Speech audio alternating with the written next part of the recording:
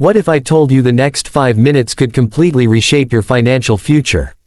And the first move is something almost no one your age is doing, but it's absolutely critical.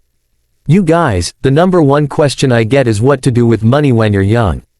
After putting this off for ages, your moment is here.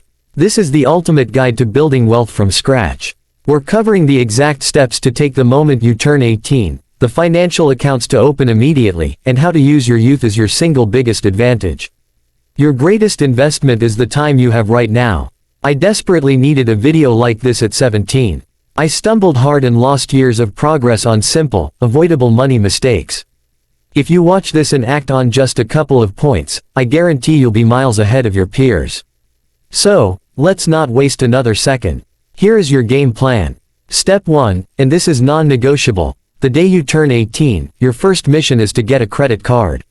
Forget the cake for a second, this is the gift that will actually build your future. If you're already past 18 and haven't done this, watch this part, then pause and go make it happen. My biggest financial regret was waiting. My family saw credit cards as pure evil, and I bought into that fear. I was the kid who thought debt was a monster to be avoided at all costs. That was, until I tried to get a loan for my first investment property. The bank looked at my file and basically laughed me out the door. I had zero credit history. My pride in being debt-free had completely backfired. I learned the hard way that building credit isn't about spending money you don't have. It's a strategic game to prove to banks you're reliable. You show them you can borrow a little and pay it back on time, and they'll trust you with bigger opportunities later. It's incredibly simple to start. For beginners, I suggest looking into a starter card like the Capital One secured card. You'll go online, fill out your details, and provide a small refundable security deposit. That deposit sets your credit limit. There's no annual fee, and you can even earn rewards on your spending. To build your score, just put one small, recurring bill on it each month, like your streaming subscription, and set up autopay to clear the balance in full every month. Do this consistently, and your credit score will soar. It takes 15 minutes to set up. So if you're over 18 and haven't started, please, trust me on this. Pause and go do it. You will thank me later. Now, step 2, if you don't have one already, you need your own private bank account.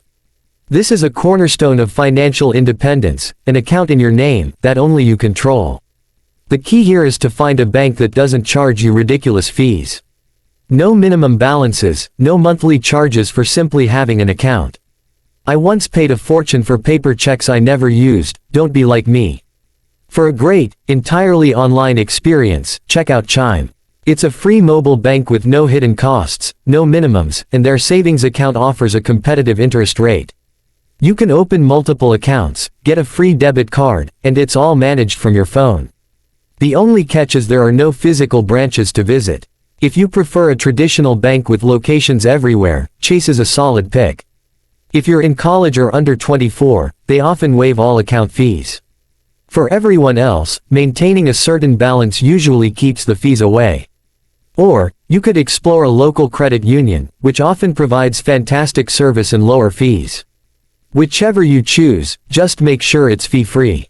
This step is about taking ownership of your cash and learning to manage it yourself. It's your first real step toward adulting. And hit that like button if this is helping you so far. Step 3 is a powerhouse. Open a Roth IRA as soon as you're legally able. I had no clue what this was at your age, and it cost me. A Roth IRA is a special retirement account. You put in money you've already paid taxes on, and then, once you hit 59 and a half, every single dollar of profit you've made inside that account is yours to keep, completely tax-free. Starting this young is a massive win for 2 reasons. First, you're probably not earning a huge income yet, so you're in a low tax bracket. This is the perfect time to pay taxes up front. Second, and most importantly, is compound growth. This is where your money earns money, and then that new money starts earning its own money. It's a financial snowball effect. Let's look at an example. If you invest $5,000 at age 30 and get an average 8% annual return, it grows to about $50,000 by age 60. But if you invest that same $5,000 at age 18, by 60, it explodes to over $160,000. Just by starting 12 years earlier, you more than triple your outcome. That is the insane power of time. I use Vanguard for my Roth IRA. Fidelity is another excellent option. The setup process is quick and straightforward. If you don't have one yet, I highly recommend you pause and get it done. You will never regret starting early. Fourth, and this is crucial, avoid toxic consumer debt at all costs. I'm not talking about a sensible mortgage for a rental property. I'm talking about high-interest credit card debt, personal loans for stuff you don't need, and car payments that strangle your budget. My philosophy is simple: if it's not an asset that can make you money or a true necessity, and you can't afford to pay cash for it, you probably shouldn't buy it. The only exception is using a credit card for a purchase you can afford, just to get the rewards, and then paying off the entire balance immediately. That way, you build credit without paying a cent in interest. Debt, especially the high-interest kind, is a trap that can derail your entire financial future right when it's starting. Build the habit now of living within your means. Step 5. Go get a job. Seriously, I know it sounds basic, but nothing set me up for success like my first part-time job. I worked at a local plant nursery before and during high school. My mom would drive me after class, and I'd spend a few hours watering plants, arranging displays, and helping customers. At first, I was just paid in leftover flowers, but I loved it. I was learning, staying busy, and surrounded by adults who taught me about responsibility and how a business actually runs.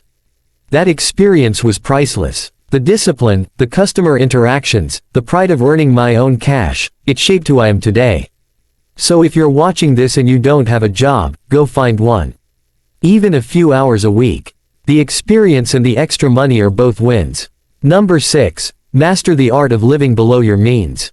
This is one habit I nailed early, and it's paid off more than anything else. No matter how much I earned, I always spent far less. During high school, I saved almost every dollar from my part-time job. I had no elaborate investment strategy, I just saved. That pile of cash is what allowed me to get my real estate license and start my business. Even now, I save the vast majority of my income. This isn't about deprivation, it's about freedom. Don't blow your cash on stuff to impress people who won't remember your name in 5 years. It is perfectly okay, and incredibly smart, to live frugally in your teens and 20s to build a rock-solid financial foundation for the rest of your life. The temporary sacrifice of living small today buys a massive future. While your friends are stuck later, you'll have options. Step 7. Think very carefully before you commit to a 4-year college. I'm not here to bash education, but I see so many people go to university just because it's the expected next step. They end up with a degree they don't use and a mountain of student debt they can't escape. I skipped college, so I have a bias, but my advice is this: if you aren't crystal clear on your career path, don't just enroll. Instead, get a job, gain some real-world experience, or start at a community college to knock out general credits cheaply. This saves you time and a ton of money while you figure things out. If you know exactly what you want to do and it requires a degree, or if your parents are covering the cost, then by all means, go for it. But if you'd be taking on huge loans without a clear goal, pause and reconsider. Taking a gap year to work and think can be one of the smartest financial decisions you ever make. Finally, step 8. How should you actually invest? For most people, the best and simplest strategy is to put your money into a low-cost index fund that tracks the entire stock market. Think something like FZROX from Fidelity or VTI from Vanguard. You invest consistently, set it to reinvest dividends, and you leave it alone for decades. That's it. Do that, and you're very likely set for retirement. On the other hand, if you want to be more aggressive, your youth is the time for calculated risks. Want to start a small business? Try it. Curious about crypto? Use a tiny amount of money you're willing to lose to learn. It's far better to take a small, educational loss at 18 than a devastating one at 45. The lessons are invaluable. Get your big financial mistakes out of the way early, when the stakes are low. So, there you have it. My complete financial playbook for your teens and early 20s. I learned every one of these lessons the hard way. You have the chance to skip the painful parts and get a head start. Please, learn from my errors so they weren't made for nothing. This is all free, no strings attached. Though hitting the like button really helps this channel, Winds of Thought, reach more people like you. Thanks for watching. If you found this useful, subscribe to Winds of Thought for 3 new videos every week. Hit the notification bell so you don't miss anything. Let me know in the comments what your biggest financial goal is right now. Till next time.